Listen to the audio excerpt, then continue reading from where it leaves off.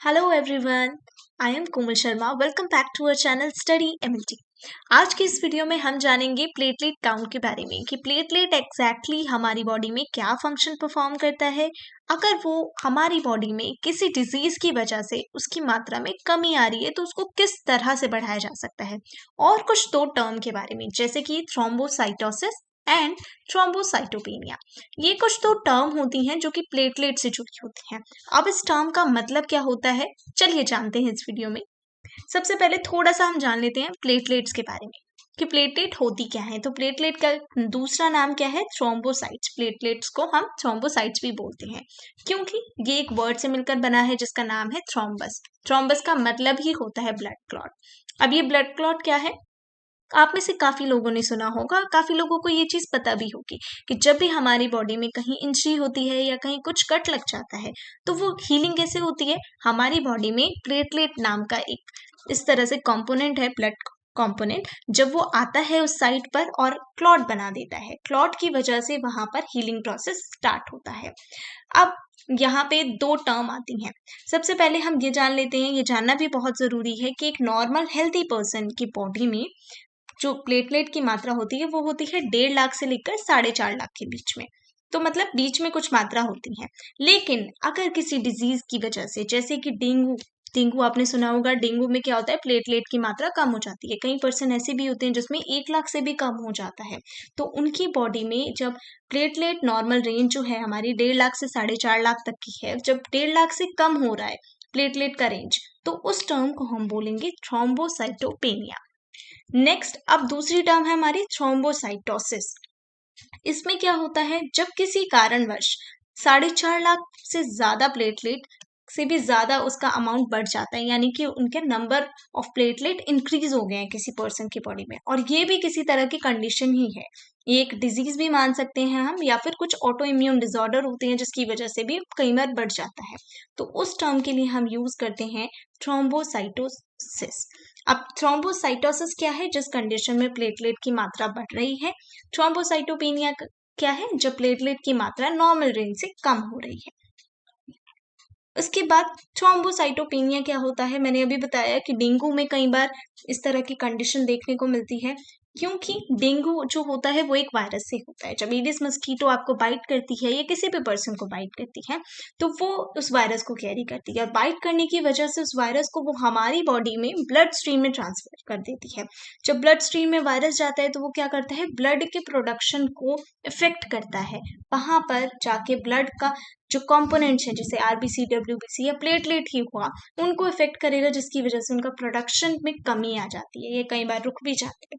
इसके अलावा जैसे ऑटो इम्यून डिसऑर्डर भी हो जाते हैं और कई सारे डिजीज हैं जिसमें प्लेटलेट की कमी हो जाती है।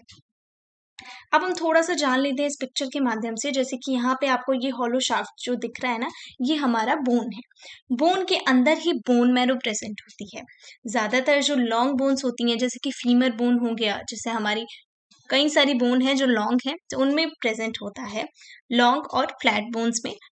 बोन मैरो के अंदर हीमोपोएटिक स्टेम सेल्स प्रेजेंट होते हैं। अब यही स्टेम सेल्स का काम होता है बाकी सेल्स का प्रोडक्शन करना, जैसे कि आरबीसी, डब्ल्यूबीसी एंड प्लेटलेट्स। अब क्या होता है, प्लेटलेट्स या थ्रोम्बोसाइट्स कुछ भी कह सकते हैं हम, अभी हमने बताया। ये क्या होते हैं, स्मॉल होते हैं, कलरलेस भी होते हैं, सेल फ्रेगमेंट्स होते हैं जो कि हमारी बॉडी में होते हैं, हमारे ब्लड के अंदर, और इनका काम होता है ब्लीडिंग को स्टॉप कराना। कैसे? क्लॉट बना के। नेक्स्ट, प्लेटलेट जो होती हैं हमारी बोन मैरो में बनती हैं, और बोन मैरो क्या है, स्पॉन्ज लाइक टिश्यू है जो कि हमारे बोन के अंदर प्रेजेंट है।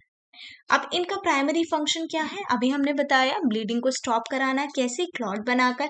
ये क्या करती हैं, ब्लड वेसल्स में ही घूमती रहती हैं। जब भी कहीं डैमेज होता है ये तो ये फटाफट जाती हैं और वहां पे गैदर होकर काफी सारे क्लॉट बनाकर उस चीज को स्टॉप करवाती हैं। अब प्लेटलेट क्या होती हैं, जब भी साइट पे अराइव हो, कौन सी साइट पे, जहां पे इंजरी हुई है या फिर कट लगा है, तो वो एक साथ क्लम्पिंग करती हैं और वहां पर जाके क्लॉट बनाएंगे, जिसकी वजह से हीलिंग स्टार्ट होगी और ब्लीडिंग भी स्टॉप हो जाती है।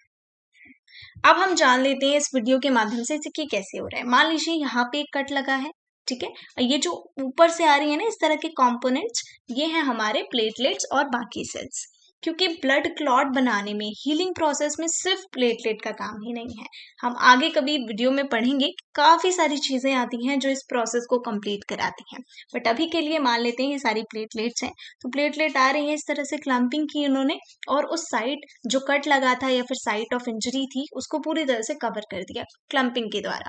जब क्लॉट बना दिया तो वो कवर हो जाएगा और हीलिंग प्रोसेस भी वहाँ पे स्टार्ट हो जाएगा। अब इस वीडियो का मेन पार्ट जान लेते हैं कि अगर ब्लड में प्लेटलेट का काउंट कम हो गया तो उसको बढ़ाना कैसे है। हम अपनी डाइट में अगर हम मोर लीफी वेजिटेबल्स को शामिल कर लें तो हमारी डाइट में प्लेटलेट काउंट इंक्रीज हो सकता है। हमें आयरन रिच फूड्स खाने की ज़रूरत है, सिट्रस जिसमें प्रेजेंट हो, फैटी फिश, फोलेट कंजप्शन को बढ़ा देना चाहिए और कुछ इस तरह से सप्लीमेंट जिसमें क्लोरोफिल प्रेजेंट हो। इसके अलावा हम क्या क्या ले सकते हैं जो हम नॉर्मल रूटीन में भी चीज़ें खाते हैं, जिसमें vitamin B12, vitamin C, D, K और आयरन की मात्रा ज़्यादा हो। इस तरह के कुछ फूड्स हमें अपनी डाइट में शामिल करने हैं।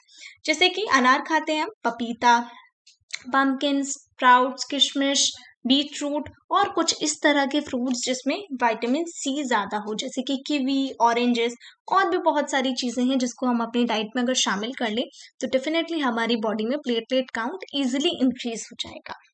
आई होप इस वीडियो के द्वारा आपको एक छोटा सा आइडिया क्लियर हुआ होगा कि क्या क्या चीज़ों को खाकर हम प्लेटलेट को अपना नॉर्मल रेंज में रख सकते हैं और डिजीज से मुक्त हो सकते हैं।